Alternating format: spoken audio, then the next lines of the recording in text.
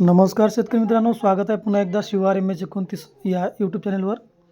आपल्याकडे आज जोडी आलेली आहे पवन भाऊ निलगिरवार यांचे गाव आहे रुडा, तालुका केळापूर, जिल्हा यवतमाळ। मोठी जोडी आहे, लाल आणि पांढऱ्या रंगामध्ये।